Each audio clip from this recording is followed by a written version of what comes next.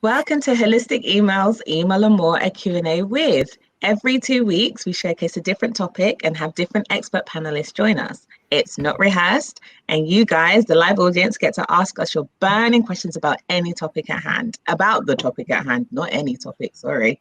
I'm Adiola Sol, and I'm sure you guys all must know me by now. I'm the senior consultant at Holistic Email, and I'm your host and moderator for Email and More. And with me today, I have Skip Fedora, who's a fractional CMO. Right. And he is covering for Kath, who cannot be here with us today due to unforeseen circumstances. But Skip is going to leave us in very, very good hands. So we're all good there. I hope so. We also have Adriana Ditton of Internet Brands. Say hi. There she is. And Keith Reinhardt of Fresh Address. Say hi, Keith. Hi, there we go. So this is us. This is all of us today. So our topic today is email list growth. And whilst you guys are typing your questions into the Q&A area, I'm going to ask the panelists to quickly introduce themselves. So who wants to go first? Ladies first. I would be happy to go first. There you go. Go first. My name is Adriana Ditton, and I am the content manager for two of the verticals that Internet Brands owns. So both of them are automotive. Our automotive classifieds, which are largely based in race and performance, and then we have an enthusiast group of sites that have forums and content as well. So what I do to oversee those is I am the editor-in-chief for those, so we direct what kind of content, but as part of it, I also help do our distribution marketing, which email is the biggest part of. And so that is a big part of what we do, is help people find out what we actually do via email. And we have a number of channels for doing that. So, and I am based in Austin, Texas, although Internet Brands is largely based in Southern California, although they have little satellite offices all over that these days. So nice. Thank you, Adriana. Thank you. Keith, do you want to go next? Sure. Tell the people who you are. Brian Hart. I'm the marketing manager at Fresh Address. We're an email database services company. We work with some of the world's top brands and nonprofits, helping them clean, protect, and grow their email lists. Part of a really small marketing department here, so I kind of handle it all, from content marketing, advertising, our website, and everything else. Okay, amazing. Thank you. And I guess some of you do know Skip, but Skip, just for formality, please introduce yourself. Well, I guess the first thing I should say is don't let the accent fool you. I've lived in the UK for 20 years, but never lost the accent. Long story behind that. If the webinar dies, we'll get into that later. Yeah, so I'm Skip Fedora. I'm a fractional CMO, and one of the companies that I'm a fractional CMO for is the Overmore Group, which owns, we've got a suite of products, but the one that kind of fits into this topic the best is a software as a service product called Lola Growth. Lovely. I still love your title. I'm really aiming to be a fractional CMO one day. I love it. I don't know why. I love it. It's great. Okay, so I'm going to kick things off with a really juicy question, but it's a nice, short, sweet question, and I think it ties into your introductions as well. So while I'm asking the panelists the questions, guys that are watching live right now, please feel free to type your question away in the inbox, in a dialogue box. You know, our panelists are well esteemed and very capable to answer your questions. So here we go. How can I optimize my website and web forms for email capture? Who wants to tackle this one? It's not really a tackle, actually. It's quite nice, this question. What would your suggestions be to optimize someone's website and web forms for email capture? Or what would be the do's and don'ts? Well, I'll throw in one, and then we can build off that. I mean, I think it depends. First off, it really does depend on why you're capturing the email address and what you're offering in return, right? So if you're not, I think the first tip is make it really, really clear what the value exchange is. Yes. You're going to give me your email address, and I'm going to give you this, whatever this happens to be. And the better this is actually the less technical work you probably have to do on the backside, because people will want to get whatever you're offering for the value of their email address. If what you're giving away is rubbish, then you kind of have to do a lot more technical work, because you're going to get a lot more rubbish in the data field. Very true. Very true. I would definitely say that is the biggest thing, is like, be very clear about what you're asking for and what they're getting in return. Are you going to be getting multiple newsletters? Are you going to be entering a giveaway? Are you going to be part of, more sort of lead generation stuff? Not that you're going to be that clear about it, but that the transaction is very clear, so that when they are entering it, you're not going to get an email that doesn't help you at all, right? Yeah. That ends up not being either a good address or one that people are just going to reject out of hand. Like it needs to be something that is clear about its mission. And that also has, I think, a good logic behind when it's asking for your email address. You guys that. So when, especially with the website, when is the best time? And I guess that's quite difficult, to speak so generally. You probably have to do quite a few A/B tests to identify when is the sweet spot time. But yeah, what do you guys think about, when do you ask? Do you ask at the beginning of the journey, or is it better to ask at the end when they're about to leave? Or it just depends? I can speak specifically for our type of business.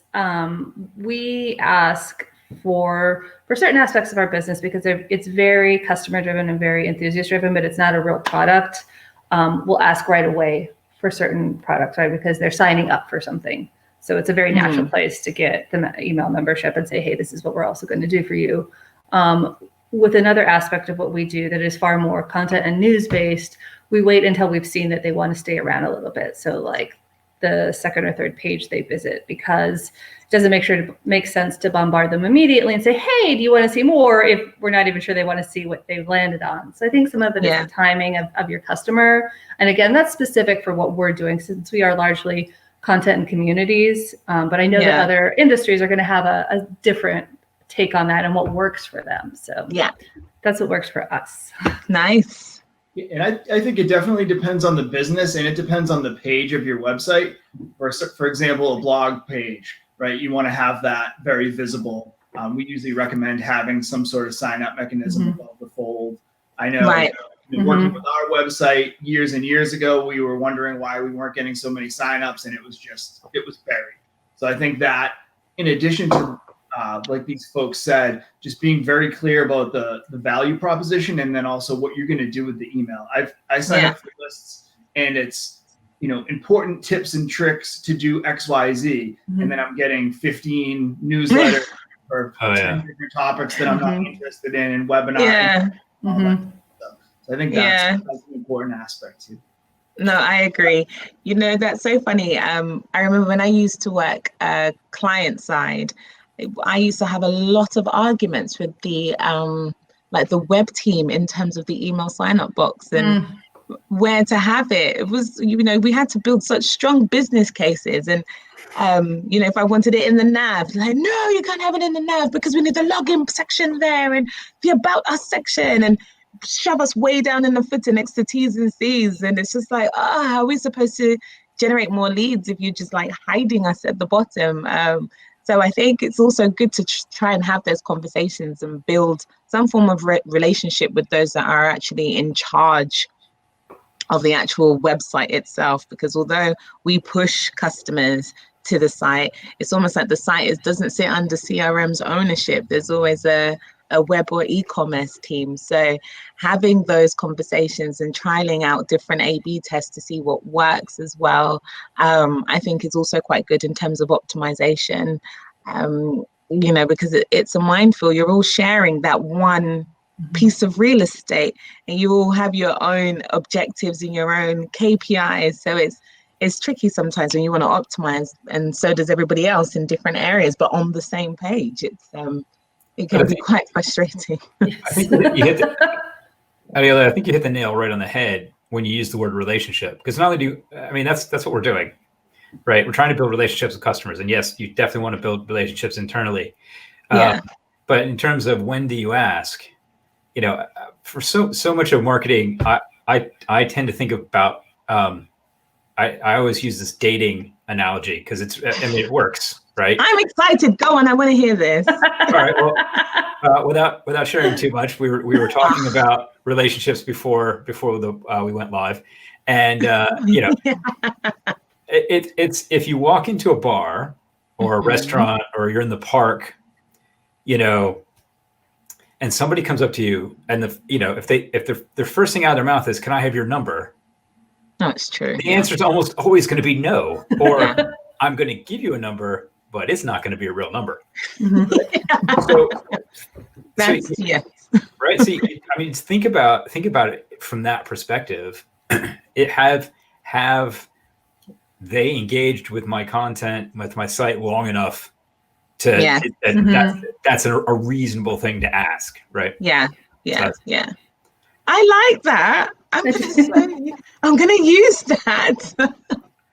I like that analogy, Skip. That's great. Thank you. Usually I've got an events person sitting off camera, and when I start talking about dating, they start to give me a really dirty look. But conveniently, because of lockdown, I'm in a room by myself. Well, I'm like, yeah, go for it, Skip. I want to hear this. Okay, so next question. This one is, I have my own thoughts on it, but I don't want to infiltrate your thoughts. So, management are keen on buying lists. What are your thoughts on this? Who wants to take a stab? I have my thoughts. Over here, go ahead. What's your thought? I say don't do it. Don't buy lists. Don't scrape lists. And I think the number one thing is that these folks didn't give you permission. I was going to say they don't want to hear from you. Maybe they do, maybe they don't, but they haven't opted into anything. They you don't have permission to email them. So for me, that's kind of a non-starter right there. And there's a whole bunch of bad stuff that can happen from that. But we never recommend anybody do that. Yes, I'm with you. I feel my spirit is telling me Skip wants to be controversial. Actually, no, I don't. Unusually, in this case, I don't want to be controversial. I think, as a CMO and the person that has to put the marketing plan together, and at the end of the day, right, the board's going to tell me we have to hit X number of sales. So I'm going to sit there and I'm going to look at, okay, what's our sales conversion rate? And I'm going to work the funnel backwards, and I'm going to figure out how many leads we need to make that work. Yeah. And it was a while ago now. I think it was a blog post I wrote. One of the interesting things about lead generation, demand generation, is probably the only part of business, any business, that doesn't have continuous process improvement applied to it. Usually, it's, you think about it when you're budgeting, and you're like, oh, we really ought to fix all our conversion rates all the way through the funnel, but we're budgeting, so we don't have time to do that now.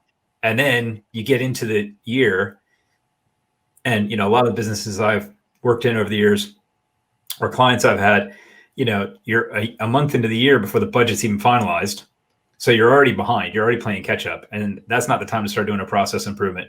And then you get to the end of the year, and you're like, "Oh, our conversion rate hasn't changed." Well, no kidding, because we haven't actually. It's not something that we try to fix month after month after month. So I think that the challenge for the marketing leadership, and that's kind of how I interpreted what you said, senior people or C-suite people. Yeah. The challenge for marketing leadership is, I've got a number to hit, and I'm building in a tremendous amount of waste to get to that number. I know there's going to be waste. And if I get rid of the waste, then I wouldn't put so much pressure on my team to just go out and get any lead. I could actually get them focused on getting the right lead. Yeah. So. Yeah. Okay. And Gianna, what about you? Oh, I mean, a little bit, it's not too bad. I will say, like, for the specific things that we work on, because it is more content based, or there's a specific people are signing up for a specific thing, right? So in my industry, buying something is buying a list of that will then lead to sending something to a bunch of people who don't want it. Doesn't make any sense, right? There are occasions where if it is a specific list that is within the industry that has to do with a group that we know can be targeted, maybe, right? If it's so specific and you know that they've already signed up for something similar, and like there's so many caveats that you'd have to go through. And I still think that it's risky, right? Like criteria. Yeah, exactly. And I think that mostly it's more, there's the potential for an exchange within an industry, right? But like just generally buying a list it's going to get you less than you put out for it, I think. Particularly if you're running a small budget, right? Like we do most of our marketing and our email marketing on a very slim budget. Anything that we spent for a list would not be worth the headache and the negative results we would probably have to deal with coming out of it. So yeah, no, okay, that's good. So we're all kind of in agreement that it's a bad idea. Not necessarily too fruitful. It's not too fruitful. I'd be curious as to what people's justifications were for it, right? I guess it would be volume, right? Yeah, but then it's like Skip said, it's almost like it is waste because you have dead weight sitting in your database that are impacting on your KPIs. They're not converting. They're not opening. Some of those email addresses actually could be potentially like not duds, but high bounce rates, going straight into spam. So then it affects your deliverability. So it's just like it's just almost like there's just no point in having them there. I think if anyone was going to go down that road of buying, third-party data, I would strongly recommend just like sectioning off a little portion of them and trialing out your, the campaigns and just warming that group up and just seeing what they respond to. What is their response like? What's the engagement like before you start funneling in the rest? I'm just so, it's one of those things that I just like, oof, I don't like it. But I know there are loads of brands that do it and some have success from it. Yeah, I mean, people must be having some success, or else it wouldn't still be something people suggest, right? I guess that's where the question comes in. The spam that you get from the African prince or the whatever, you read that and you're like, how does that ever work? And it does.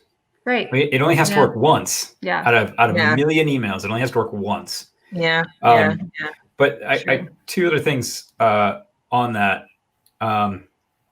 The first one, Adiola, to the justification component.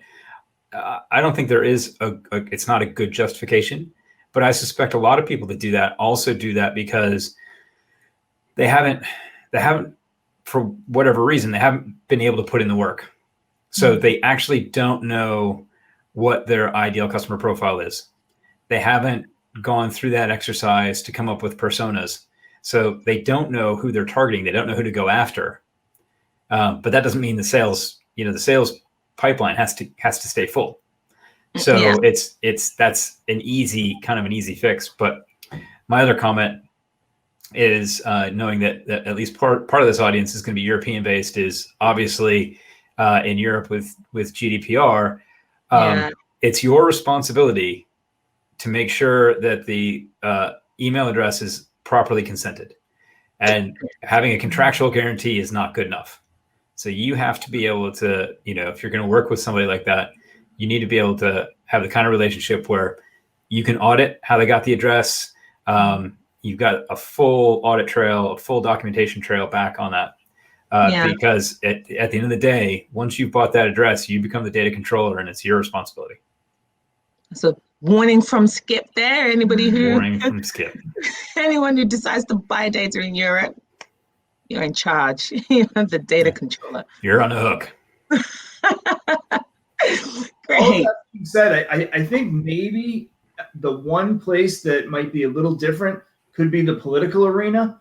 And I'm not super well versed there, but I know the rules and regulations are a little different. Maybe one presidential campaign might take the list of whomever ran 4 years ago and do something with it in that area that way. But that's probably one of the only outliers.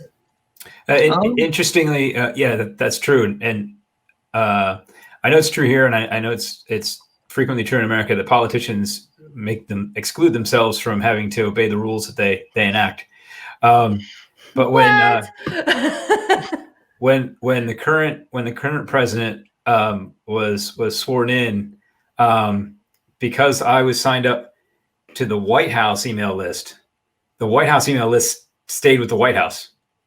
So when the president switched over, I kept getting the White House email from the new president, which I at first was a little bit of a shock, but then I was like, oh yeah, it kind of makes sense.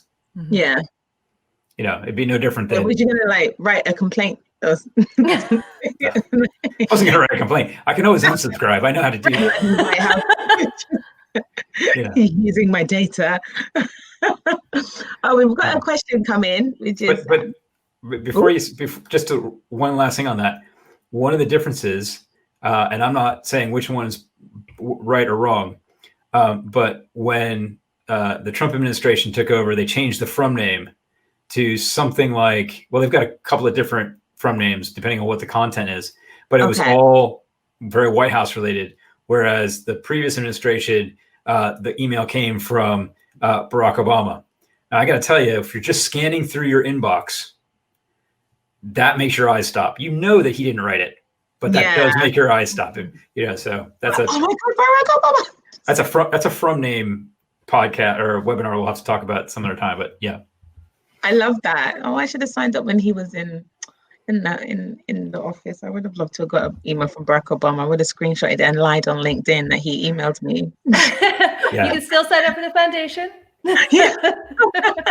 I still get a little thrill. Okay, so we've got a question come in.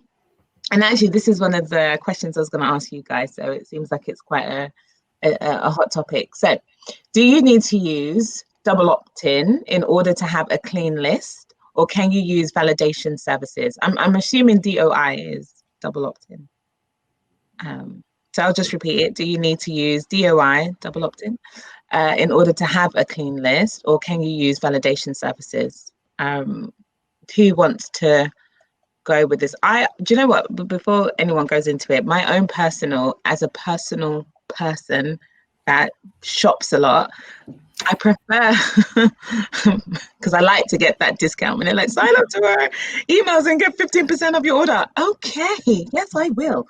I prefer it when they have some form of validation, because it's just so annoying having to type out the email address twice and then, it didn't match. And some of them are so sneaky, they don't let you copy and paste. So you have to type it out again. I've got long nails.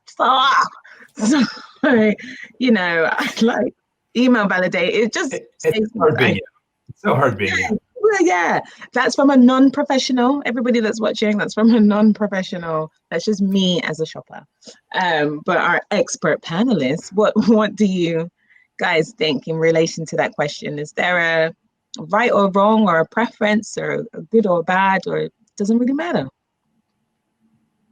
Who wants to go? You're all so quiet. Keith, that's kind of your wheelhouse. Yeah, I was going to say, I feel like we have a natural panelist for this. I think they're both important, and for maybe somewhat different reasons. I think the validation is very important, especially on the business side, right? Because you want to make sure that you're capturing an accurate email address that's not going to be a spam trap. It's not going to cause any deliverability problems. It's not going to be, some kind of typo address that doesn't correspond to your customer, because they're giving you their email address, right? They want their receipts. They want their loyalty rewards. They want and expect stuff from you. So that's great. I think the double opt-in is also important, because you can go through all these validation checks, right? Yeah, it's not a toxic email address. It's not a typo. It's deliverable. But at the end of the day, you also want to make sure that it corresponds to your customer and your target. So I think there's got to be some mechanism to, kind of close the loop, so to speak, and say, yes, it is, it's not dangerous, it's clean, it's good to be in your database, and it connects to Keith, who's your customer who wants to receive your emails. So I think I see both of them being very important. Yeah, Okay, I completely agree. Mhm. And actually, we look at it, we have a third step. So we separate between validation and verification. Validation is, just a set of rules that looks for nonsense. You can, interestingly, it's really hard to have this conversation without offending somebody, because the nonsense can be pretty rude usually. So I'll let you fill in the gaps, fill in the blanks on what the nonsense could be. So that's validation, and then verification, which is the kind of thing that Keith's company does. And then, as he says, it's that confirmation email, because validation tells you that it is probably an email address. Verification tells you that email address resolves somewhere that accepts email, and someplace that isn't gonna get you in trouble.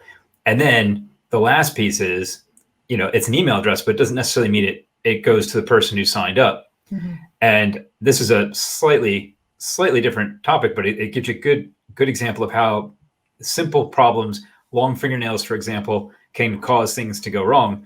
I once had a banking client, and they sent us a file over, and they sent it as a fixed width file, and our data analyst miscounted and cut off the first character of all the email addresses. So there are 1 million records on this file, and 400,000 of them got delivered. And it was just one character off. Unfortunately, if it had been the other end, none of them would have been delivered. But it was the first character. And so, simple typo, and it's so easy to make. If you're on your phone, you're walking, you're trying to do 13 things at once, fat finger syndrome.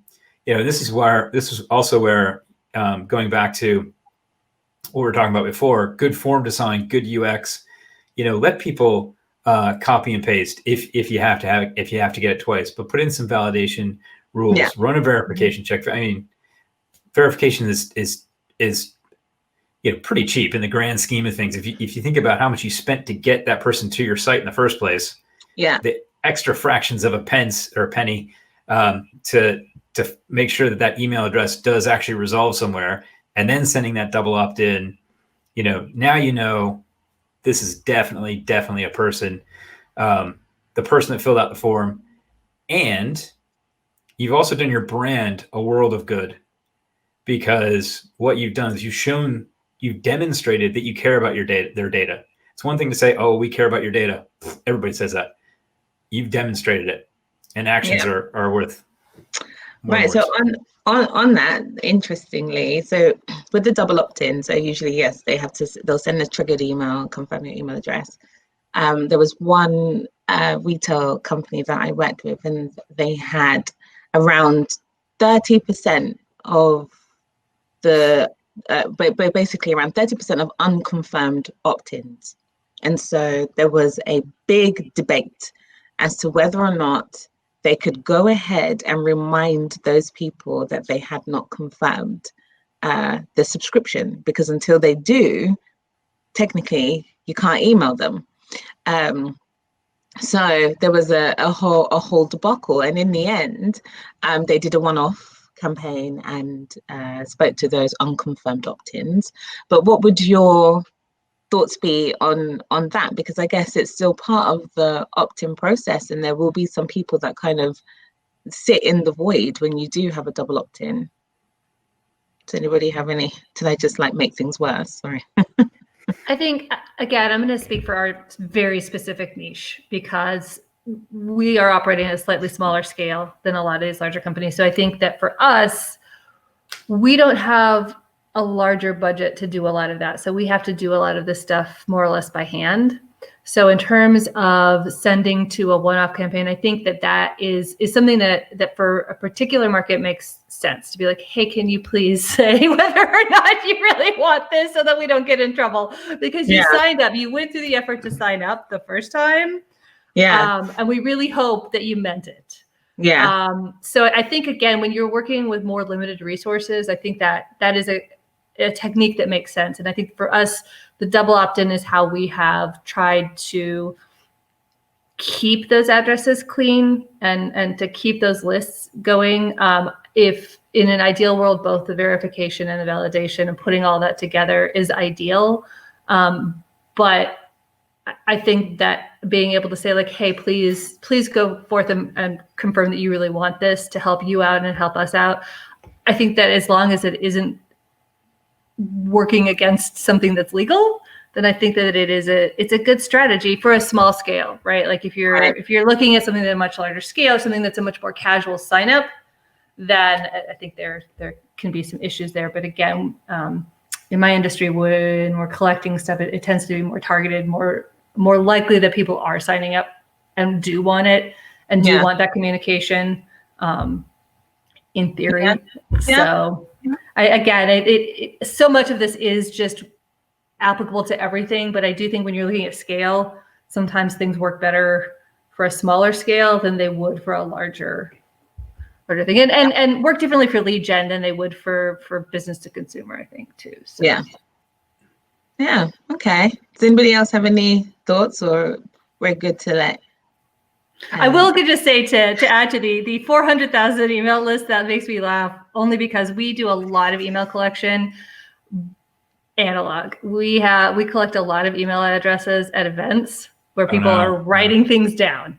And you can only imagine the game of telephone that creates, right? Yeah. And sometimes you look at an address that somebody has entered into the database based on that, and you think, did you really think that was going to be like when you were typing that? Did you think that was going to work out for us? Yeah. Did you really think their email address was Fluffy McBum Crumble? Exactly. And sometimes it is, right? Someone write sexyfish@hotmail.com, and I was like, you're like, that could go either way. I mean, is it? No, I don't know. Like, my mom's one is. My mom's email address is nigerbabe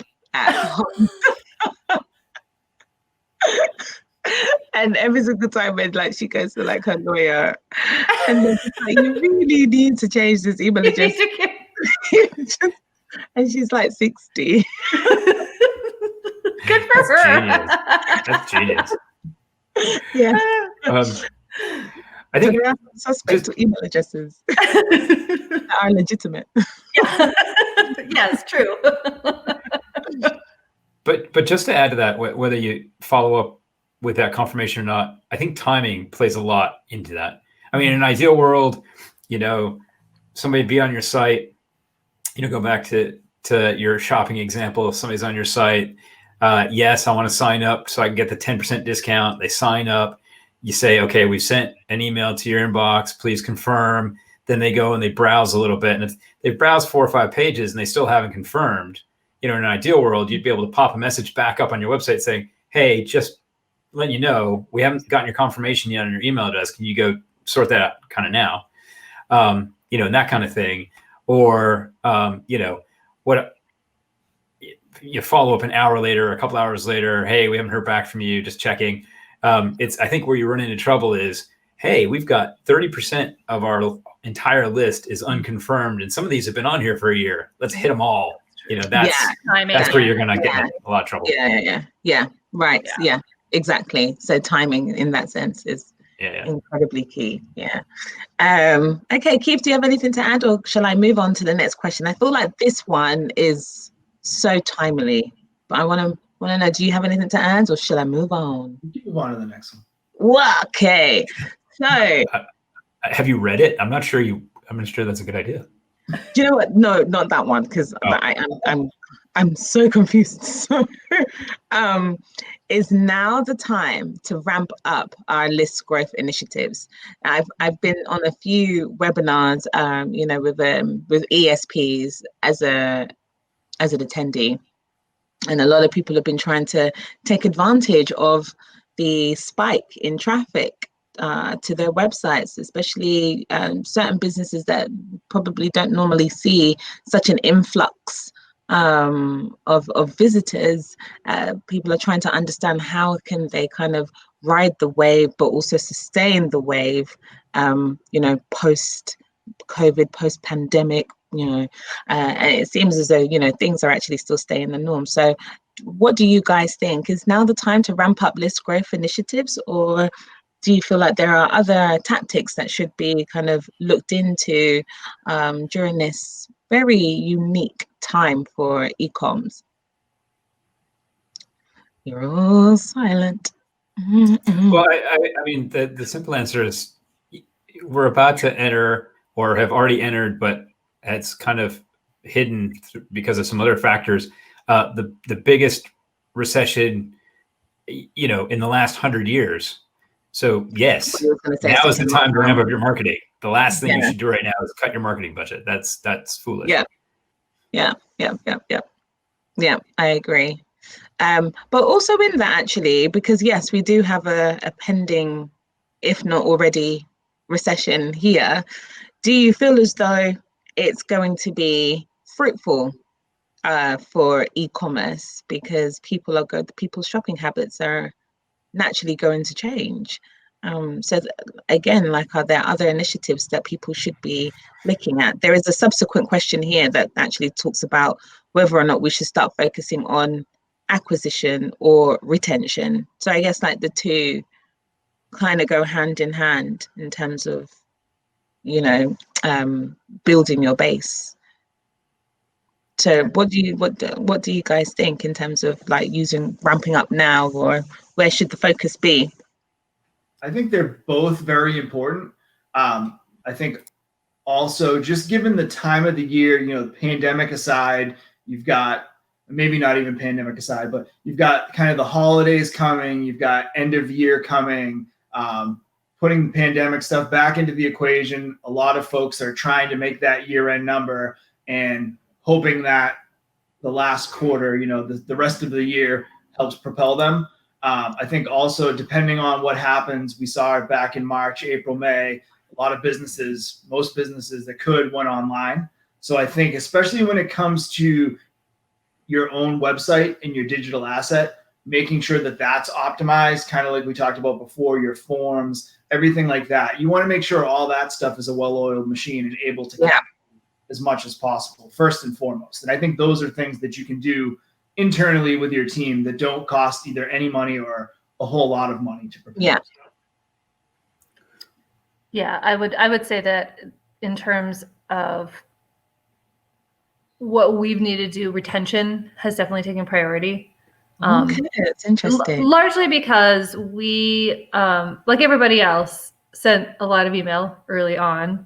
And not aggressively, but just a little bit more than normal, because we were trying additional efforts. So we were emailing them more about like, hey, we've got a webinar. Hey, we've got this. So we increased the amount of email we're sending just enough that we then saw a very dramatic issue in our opens, because it was just that we just tipped that balance just enough, right? So for right now, building is ideal, but retention is really what we're trying to do, and then figure out how to ramp up a little bit going into fourth quarter as a result of have we handled our retention issue? Do we have the budget? Do we have the capacity to ramp up, right? So again, talking about scale, right? If you have a larger scale, it makes sense, I think, to try to increase that marketing, try to increase your base of people you're able to access and to reach.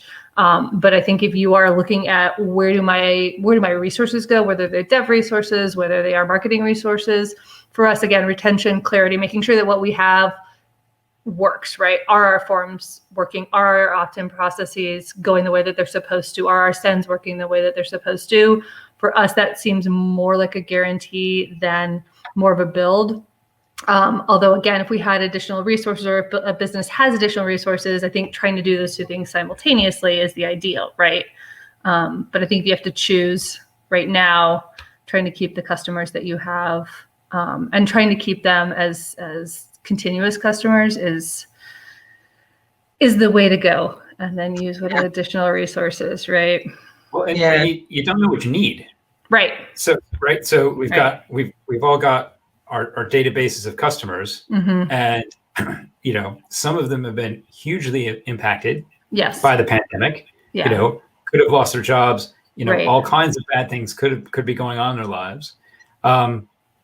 And so you kind of want to get a sense of Mhm. how many people on our list are going to buy, Right. and are going to continue to buy, Right. because that gives us a sense of how much do we need to go get. There's I no agree. point in, if you can hit your target with your existing list, well, that's a way better way to go than go get more people to do that.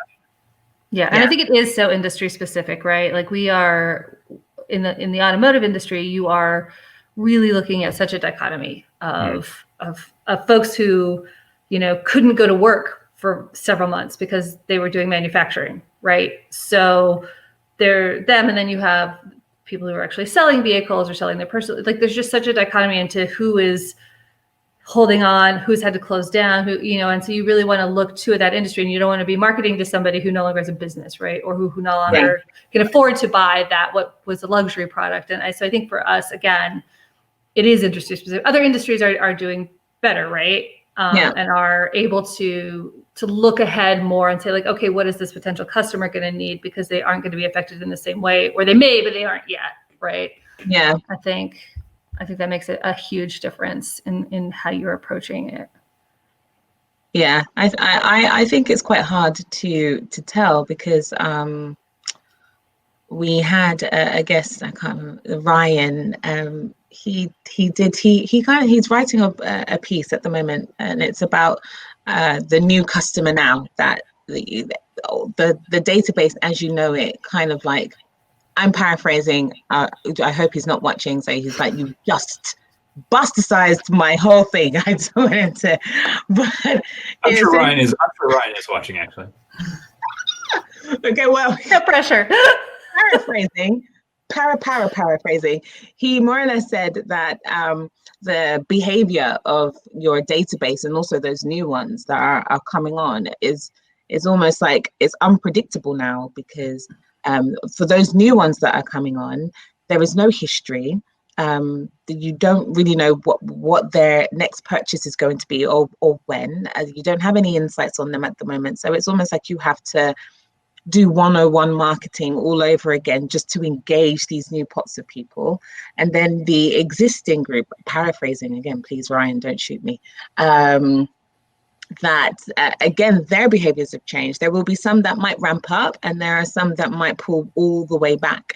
And so you're going to have to use some time to understand their new behavior and their new patterns, and kind of adjust how you talk to them accordingly. Because like you said, Skip, and I think actually also yourself, Adriana, there are some people within your database that will still have a propensity to keep on spending, and then there are others that have been hit in other areas of their lives, which means that perhaps the purse strings are going to be a little bit more tighter. So it's almost like marketers are also relearning their customer base all over again, and having to sift through new data. So within that, it's almost like you have to try and weigh up whether or not focusing on these new leads, is that where all your focus goes, because they have shown a legitimate interest at that point in time, and so therefore there is probably a high propensity to potentially get them to spend again. Or do you work on the relationship with your current customers and start doing a little bit more analysis and seeing, okay, who's dipping off, but who is actually becoming like a cash cow? So there's paraphrasing. So there's a little bit there as well that I guess as marketers we're going to have to adapt and try and relearn our database, because it definitely, our customer subgroups, they've definitely changed during the last 6 months. I don't think you definitely end up with kind of two databases. You got the new people and the old people. There was a brilliant stat that came out a couple weeks ago that 60% of UK consumers tried a new brand for a product they already bought during lockdown. So I was one of them, probably. It was, whether it was because they couldn't find the brand they wanted or whatever. It was, so it's a product that they've already used. So they weren't new into the category, but they were new for that brand. And the question, at that point, now you're competing on the quality of your product, the service you delivered, and the price. And so if you hit hit on all those the first time, you might be able to retain them. But if you didn't, they might have been a one-time purchaser only. So, yeah, and therein lies another battle. Yeah, and I think that the other stat for me that has actually kind of blown my mind a bit is, and this is a UK stat. I don't have a comparable US stat, but so unsurprisingly, during the pandemic in May, we set a record for the percent of online sales. Yes. It was only 33.4%. I might have that number wrong. It could be 34%. It wasn't as much as people think.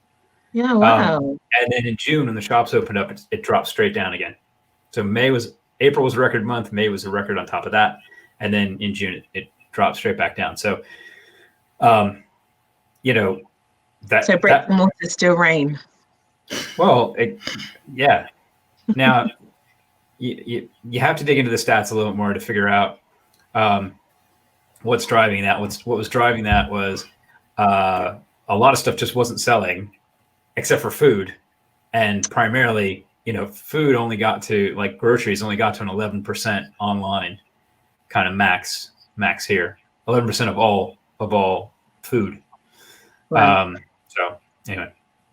Yeah. Wow. See, yeah, there's lots there. Keith, you're awfully quiet. I don't normally pick on people, but I feel like picking on you today.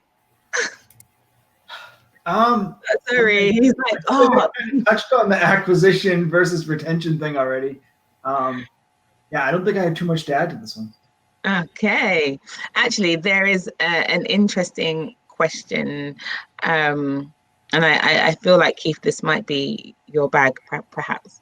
Should I work with a lead gen or list growth vendor? If so, how do I choose the right one?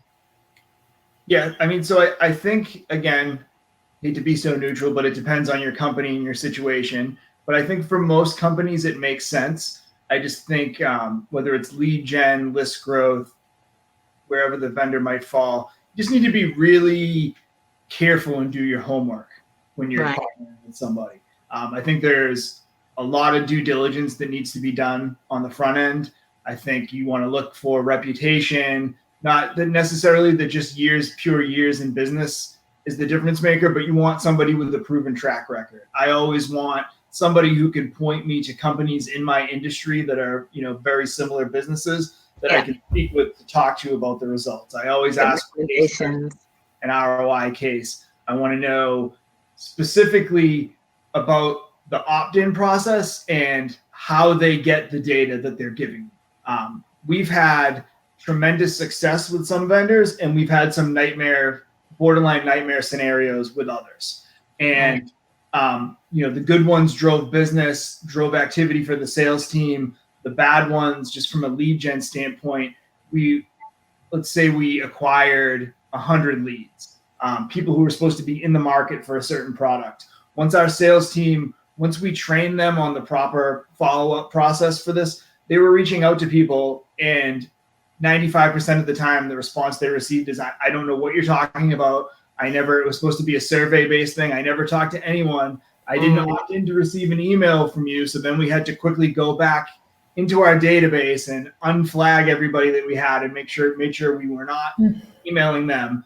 Got a refund from the vendor, but what they couldn't refund is the time and the energy that our sales and marketing teams spent to qualify these people and do all the outreach. So I do think done correctly, it can be wonderful for your business, but you really just have to choose carefully.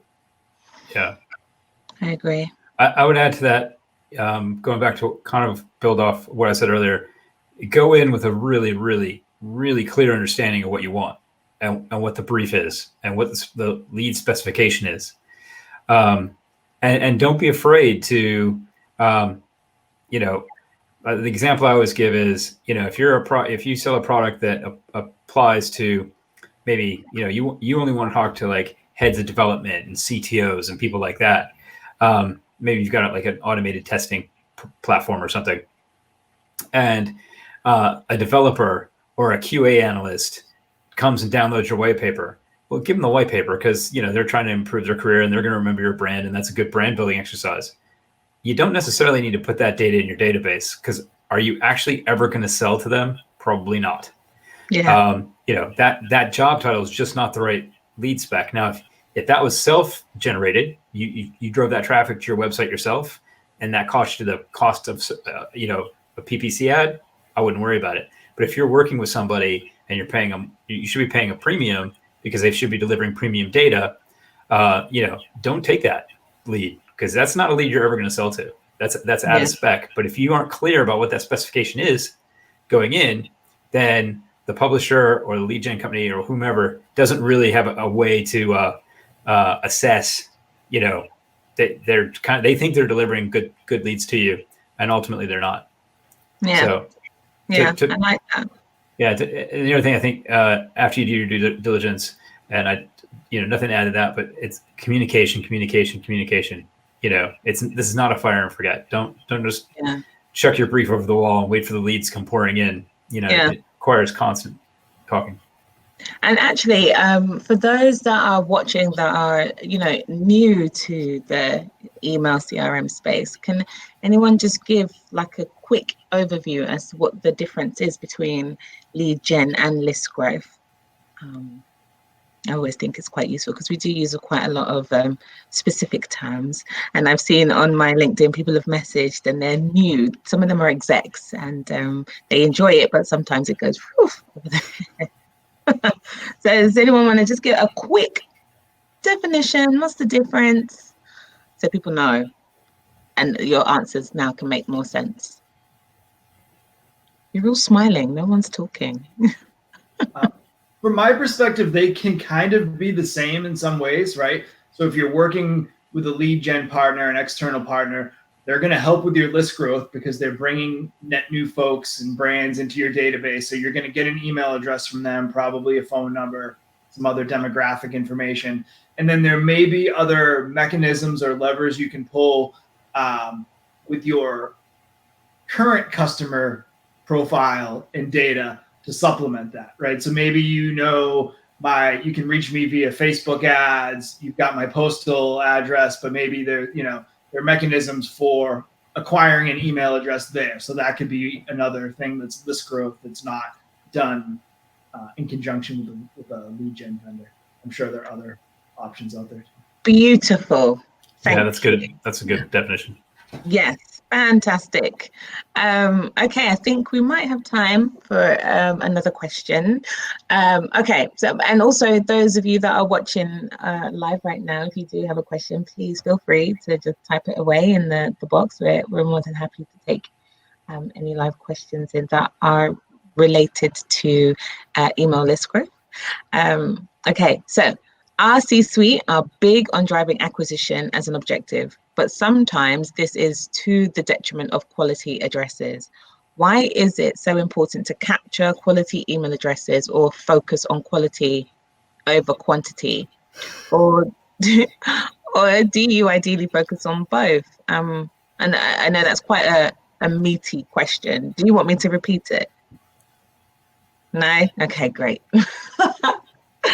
So who has thoughts? I think everyone has been in a situation where C-suite teams are just looking for numbers. They just want the numbers, and it literally is at the detriment of having those good quality addresses. So what are your thoughts? I mean, why let's give people the tools so that when they have to have those conversations, they can speak from a place of knowledge as to why it is better to focus on quality addresses rather than the volume of addresses, number of addresses. I will say, just to kick this off quickly, it's a conversation we have a lot because in a way that's sort of less acquisition based. Again, I don't want to give such a specific example, but a larger list, we use larger lists sometimes to help third-party advertisers market. So like people who would advertise with us, we would send an email on their behalf. And the idea of like, oh, we want to send it this many addresses is a selling point, is a business selling point, right? one of the things that has been a long time conversation has been, well, it doesn't matter if we're sending to that many addresses if only this many are ever going to open them. Yeah. So I know that you want to say that we're sending to this many, but if only this many open it, then it doesn't actually look like what we're doing is what we promised to do. So that's a very like straightforward, it doesn't look like we're delivering example, right? Yeah. From the perspective of we want to actually have people open the emails that want them, that will click on them, that will buy something, that will create page views or revenue. It makes so much more sense to be marketing to people who want to get them. So the quality of the list, the people who really did sign up for it or who have continued to show that they want to get these emails, right? We were able to demonstrate pretty effectively that sending it to the same list of people who are actually opening versus just the whole list generates the same result, and doesn't cost us as much, and also then gets us better stuff in the future, because if you have more people opening it, then they will continue, your ISP will continue to deliver it to those people. And I think for people who just see the numbers, it's very hard to differentiate between why you want to send it to only the people who want it versus the potential that anybody could want it. I think that is where the conversation, again, scale-wise, on a smaller scale comes down. But if we don't send it to all these people, they won't know that they want it. They won't have a chance. Well, here's what we've seen over and over again is that they just don't, right? So maybe they do, and maybe it does work out, right? So there is often a justification for occasionally sending it to the larger list. But for the most part, continuously, we want to send it to the people who want it. So again, I hate to be so specific, but I think over and over that is what we've seen, and that has been the justification I've used when confronted with that. Good. It's great because I think people need to have the right tools in order to have those conversations, because it can be a lot of pressure when you're speaking to C-suite, and they are, for the right reasons, obviously, very focused on driving those numbers, but it is at a detriment to your marketing initiatives and absolutely. So I think part of it is the problem is with email, there's no financial disincentive for over mailing, right? It's not, if we were doing a direct mail campaign and each pack was costing us, £1.50 or $1.50 to $2, then sending that extra 10,000, that costs a lot of money and nobody would do that. Yeah. But sending an extra 10,000 emails is, costs virtually nothing. And again, this goes back to why is there spam? If out of those 10,000 people, one person converts, I mean, that's true. Even if you're just selling razor blades, right? If one of those 10,000 people buys a pack of razor blades, you've just paid for the email. You've paid for that extra 10,000 email sends. Yes. So what we don't build into the model is right, but we paid to get those addresses, and for every one we turn off, every one we lose, there's a real financial cost to the business. Mm-hmm. And that part never gets talked about, and that part never gets reported. So going back, Adela, to your question of give people some real tools, if you're getting that conversation a lot, the first thing you need to do is figure out what is the value of each email address in your list. And you could simply be, how much did it cost you to acquire it? Mm-hmm. And then the next time somebody in the C-suite says mail to everybody, say, okay, well, if it's 10,000 people and my unsubscribe rate is, 1%, I've lost X. Yeah. And ask them for the cash. Just say, can I just have the cash, please? Because that's what it's going to cost. Run me my check. Yeah. And then they'll start, but that's the part of the story they never see. No, that's really, and I guess I'm so protective of the database, because I hear what you're saying. At grand scheme, email is a relatively more cost-effective channel, but there are so many other things in the background that is affected by bad behavior. Bad behavior, strong word, sorry. There are so much repercussions, and then you have to spend time rebuilding back up your reputation. because of those decisions that were made. So Yes. I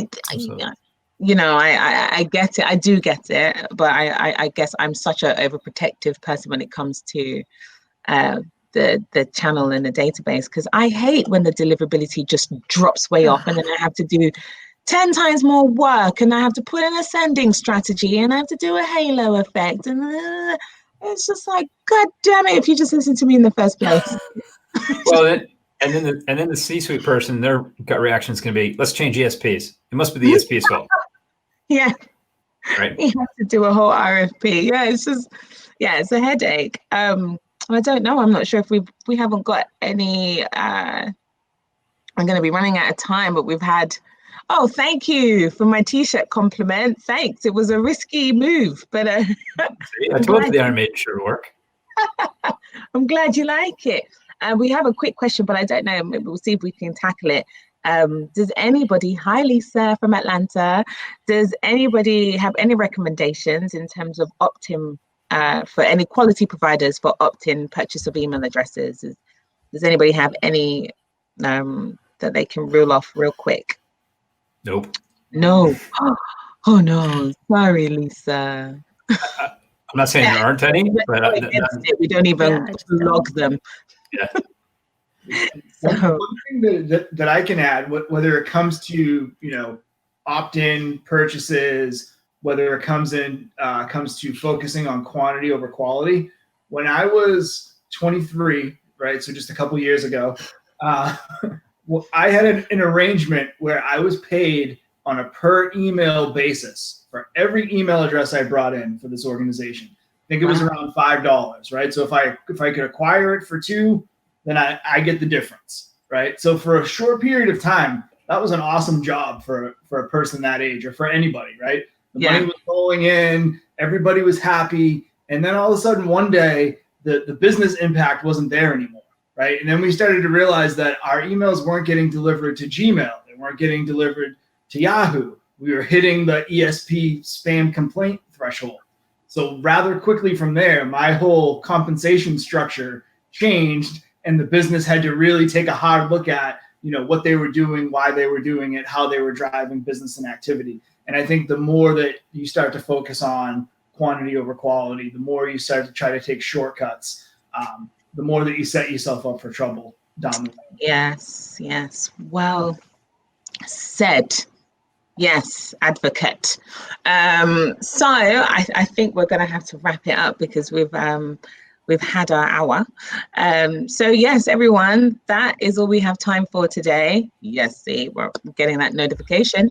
I want to thank everyone attending this event live, and for all of those in the future that are going to be watching in demand, thank you so much for your time. And I hope you found this really useful and beneficial. And of course, thank you to the lovely, amazing speakers for sharing their experiences and expertise. Thank you, guys. And before we go, please leave your feedback, because we'd love to know what we've done well, and obviously on the bits that we can improve on, so that we can make these live events so much more beneficial to you guys. So thank you again, and have a wonderful evening or morning or afternoon, wherever you are in the world. Bye.